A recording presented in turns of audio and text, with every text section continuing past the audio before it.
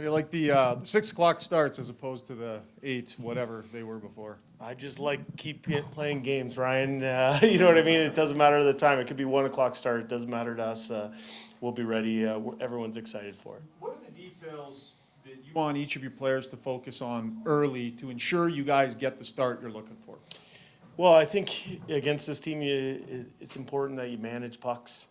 If you turn the puck over and make it a half ice game for them, they're a very dangerous team. So you want to be able to manage pucks. You want to do things just in this building to ensure that we're getting people involved. So quick shifts, good line changes, that type of thing. Right side, Josh. Jade, Evander was asked the other day about the importance of message sending in the playoffs, especially when the margins are so tight between these types of teams. How important is that in your eyes about not saying like penalties or suspensions, but just the sort of the dark arts of the game and when the margins are so close? I've never heard it put that way before. I would say, for us, we've been one of the most disciplined teams in the NHL the entire regular season.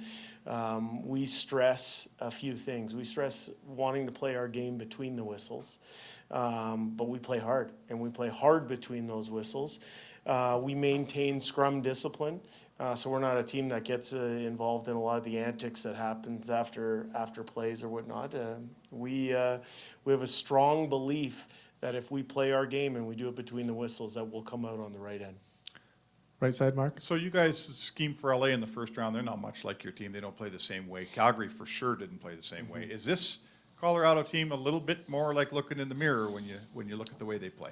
Well, I think you're right. All three series present different issues and different things that you have to key on and focus on. I think this Colorado team, obviously, their record in the regular season speaks for itself. They were able to have that type of success because of the players that they have and the type of style of game that they play. They're fast. They can hurt you if you turn pucks over. They have good special teams. And, it's going to be a good challenge for us tonight. In the middle, Ken. Jay, when you have two teams that are so dynamic in transition, how do you strike that balance between creating or encouraging the creativity, but also stressing the importance of puck management?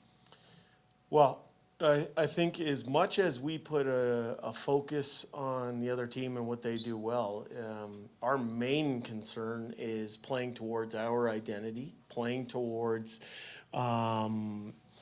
our strengths, and ensuring that if we put our concentration on our own game, we have a belief that things will take care of themselves. The other team's going to do some good things, and we understand that. We understand that there will be moments within this game tonight and within the series where the other team is going to present some problems.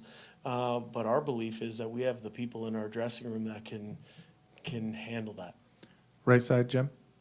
How difficult is it to play against a defenseman like Makar, who plays like a forward, plays like Paul Coffey kind of used to play? So is it, as a coach, are you always looking at him as almost as a forward defensively? Well, I think he's a special player.